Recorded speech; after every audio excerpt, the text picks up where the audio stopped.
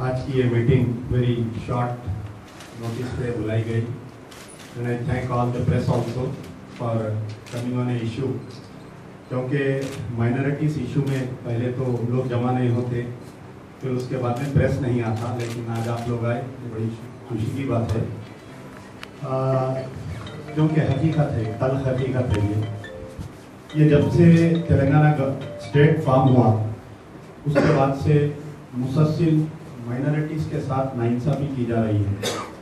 कई वाक़यात ऐसे हुए, एक माइनॉरिटी कमीशन के दफ्तर का मुंतकिली की बात नहीं, बल्कि और भी कई इश्यूज है ऐसे, जैसा वक्फ प्रॉपर्टीज, प्रोटेक्शन टू वक्फ प्रॉपर्टीज, उसके बाद में आलेर एनकाउंटर, जुडिशल कस्टडी में हिंदुस्तान में एक नया मिसाल अगर किसी ने कायम किया है तो केसीआर की गवर्नमेंट तेलंगाना स्टेट में, कि हम जुडिशल कस्टडी में भी मुसलमानों को मार सकते।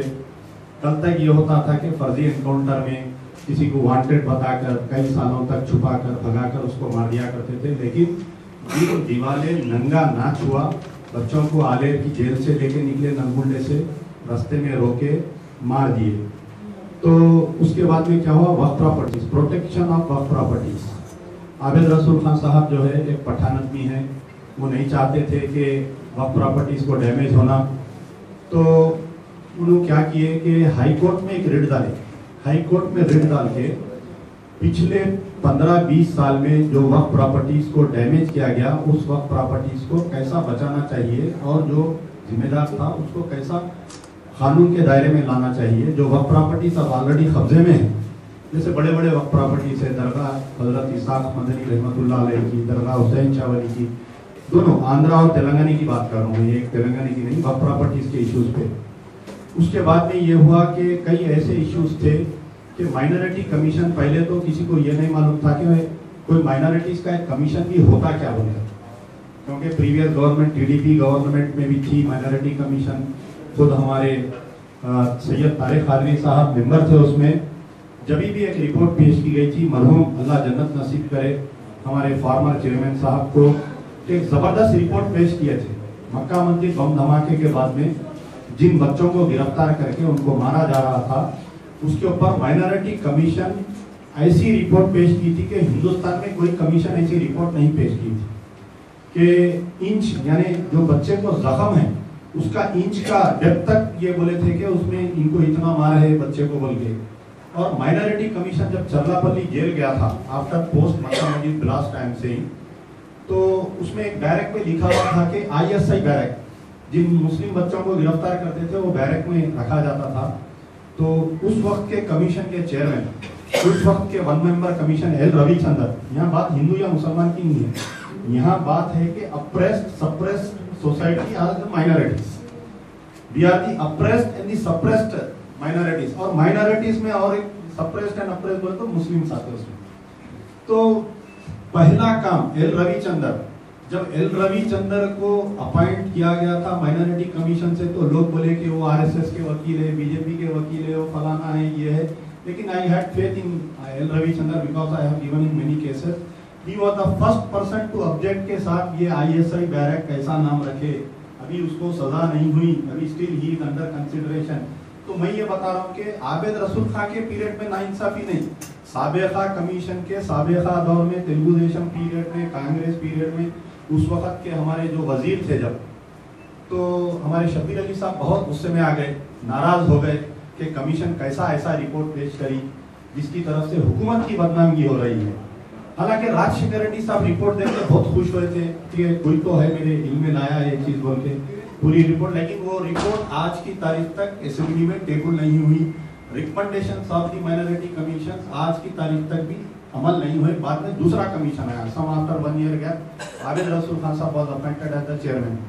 तो पहली मर्तबा माइनॉरिटी कमीशन जो है ये बिल्कुल बेवा का दफ्तर होता, या नहीं तो एक बेवा की पुकार होती, उसको दफ्तर नहीं देते, उसको स्टाफ नहीं देते, उसको कुछ नहीं देते। लेकिन first time, because Abid Rasool Khan was very close to Kiran Kumar Reddy, he had a office in the secretariat. यानी हमको पहली मर्तबा इज्जत मिली कि सेक्रेटेरिएट में एक ब्लॉक में माइनॉरिटी कमीशन का ऑफिस फॉर्म हुआ। लेकिन उसके बाद में किरण कुमार रेड्डी साहब जाने के बाद में तेलंगाना गवर्नमेंट आई, आते ही वो दफ्तर को निकाल दिया, वहां से निकाल के खैर बहरहाल यहाँ पर दिए। हम खुश हुए कि भाई राजभवन के बाजू में हमारे को दफ्तर मिला, कम से कम कुछ इंसाफ होगा यहाँ पर। और I have personally taken number of cases to the present commission के मेंबर्स को। निजामाबाद में एक लड़का शेख हैदर बोल के है, उसको वन टाउन पुलिस स्टेशन में मार दिए। उसको मारने के बाद में यहाँ पर उसकी बॉडी शिफ्ट करके उसको अंदरूनी तौर पे उसको तदफीन कर दे रहे थे। लेकिन I had a call with the chairman hospital, Gandhi hospital में से एक्शन हुआ। वहां से इमीडिएट एसपी को बात किए, कलेक्टर को बात किए। इंस्पाइट ऑफ लोग बोल रहे हैं आबिद रसूल खान कांग्रेस के, लेकिन कविता एमपी को फोन किया, मेरे सामने फोन करके ये बोले कि ये आपके एरिया का है, इसके ऊपर एक्शन लियो। कविता एमपी इमीडिएटली एक्शन लेके कलेक्टर, उस वक्त के कलेक्टर मैं समझता हूँ हमारे कोई कलेक्टर थे, नाम याद नहीं आ रहा, हमारे बल्दिया में एडिशनल कमिश्नर भी थे, कि इमीडिएट वो ऑफिसर को सस्पेंड किए। फिर उसके बाद में निजामाबाद में एक माइनर एक बच्ची का रेप हुआ था। माँ बाप वो रेप विक्टिम को बात करे तो बच्ची जाके जला ली। इमीडिएट उसकी बॉडी, उसकी जो इंजर्ड है वहां पर निजामाबाद में उसका इलाज नहीं हो रहा था। रात के सुबह में 5 बजे से लेकर रात के 11 बजे तक आबिद रसूल खान साहब बात किए, कविता एमपी से बात किए, कलेक्टर से बात किए, एसपी से। आबिद रसूल खान साहब के लिए नहीं हो रही? नहीं, बात किया उनसे, मैडम से बात करके वो लड़की को अपोलो डीआरडीओ हॉस्पिटल में लेके आए, लाके फिर बच्ची नहीं, उसके ऊपर कंपनसेशन दिलाए। ऐसे कई केसेस है। आलेर एनकाउंटर का मसला जो आया, आलेर एनकाउंटर के मसले के ऊपर माइनॉरिटी कमीशन जो है सख्ती से उसके ऊपर इंक्वायरी कर रही थी, बहुत सख्ती से इंक्वायरी हो रही थी। उनके माँ बाप से कोई कमीशन जाके उनके माँ बाप से नहीं मिला, बल्कि आलेर एनकाउंटर के जो विक्टिम्स उनके घरों पे जाके कई ऐसे चीजें थी। अचानक से दफ्तर की तब्दीली हुई, कई मुस्लिम शॉक्ड है उसमें। Can anybody be the next chairman, anybody can be the next member of the commission.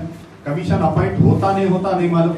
लेकिन मेरे पास एक छोटा डाटा है आप लोगों, क्योंकि हमारे मुस्लिम कम्युनिटी की यहाँ पर क्रीम लेयर है, तो मैं एक छोटा सा का डाटा आपके सामने पेश करूंगा कि हमारी जो टीआरएस की गवर्नमेंट है कितनी हमसे मोहब्बत है, वो मैं आप लोगों के सामने पेश करना चाह रहा हूँ कि 2014-2015 the budget for the minorities was earmarked as 1030, यानी 1030 लाख रुपीस earmarked हुआ था। रिलीज करे 466, स्पेंड करे 287, यानी the spending percentage was only 27.89%। फिर उसके बाद में 2015-2016 में the earmark was 1160 और रिलीज करे 616, स्पेंड करे 478, स्पेंडिंग कैपेसिटी वाज ओनली 41.9%। 2016-2017 में 1279 बड़े हमारे उर्दू अखबार लिखे कि सीएम साहब इतने पैसे दे दिए, इंग्लिश अखबार लिखे इतने पैसे दे दिए, यानी तूने मेरे कान को खुश किया, मैंने तेरे दिल को खुश किया, दोनों एक दूसरे को खुश किए, लिख दिए। उसके बाद में रिलीज हुआ 651, स्पेंड हुए अभी तक सिर्फ 374, यानी 29.29%। तेलंगाना अलग होने के बाद में टीआरएस गवर्नमेंट में सबसे लोएस्ट अगर कोई साल में हुआ है तो 2016-2017 में, यानी 29.24% स्पेंड हुए हमारे घने। अगर कोई ये कॉपी मैं गलत बोल रहा हूँ तो ये लेके जाके राइट टू इंफॉर्मेशन में आप लोग ले सकते हैं। बेहद माफी चाहता हूँ आप लोगों का टाइम लिया। आखिरी बात यह है कि ये कमीशन के दफ्तर की तब्दीली नहीं, बल्कि पूरे तेलंगाना के माइनॉरिटीज के साथ खिलवाड़ है, बेइज्जती है। और हमारे चेयरमैन साहब ये बोल रहे हैं कि हो सकता है कि केसीआर साहब को नहीं मालूम होगा ये दफ्तर की जो तब्दीली हुई। केसीआर साहब के टेबल पे अब घर को चिराग लगी, घर को आग लगी घर के चिराग से। एक आदमी को जिसको एडवाइजर बनाया गया, उनको ये मकान पसंद आ गया। पहले तो हमारे मेयर साहब को पसंद आया था ये he wanted to leave there. फिर वो कोई वास्तु को लाके बताए तो बोले आप इसमें जाते आपकी मेयर की गति चले जाती, आपको कुछ भी हो जाता, वो नहीं लिए। उसके बाद में फिर इनको पसंद आया, खड़ा खड़ी ऑर्डर्स निकले, सीएम के टेबल पे हुआ जो भी हुआ। आप ये मत बोलिए कि सीएम को नहीं मालूम है। एक चीज, हर चीज अगर तेलंगाना में कोई पत्ता भी हल रहा तो सीएम को मालूम है, वो केटीआर को मालूम है। ये मिली भगत है, बैठ के बाज़ाब्ता डिसीजन लिए। वो तेलंगाना एडवाइजर को घर और कैंप ऑफिस देने के लिए उसको बनाया गया है। तो ये जुमला है, मैं जब ट्वीट करा था तो कई लोग फोन करके बोले कि आपको गलतफहमी है। मैं कोई भी ट्वीट जो है भगत ऐसी साथ के नहीं करता, पूरी 100% जब मेरे कने सबूत रहता है तो उसी ऊपर लिखता हूँ फेसबुक पे या ट्वीट पे। घर को चिराग लगी, घर के चिराग से एक आंध्रा के आदमी को 85 लाख मुसलमानों में हमारे चीफ मिनिस्टर को कोई एक ऐसा काबिल आदमी नहीं मिला जो इनको तेलंगाना के मुस्लिम इसमें एडवाइस कर सके, आंध्रा से लाके एक आदमी को बिठाए, वो भी एक बेइज्जती है हमारी, तेलंगाना की बेइज्जती है वो। शुक्रिया खुदा।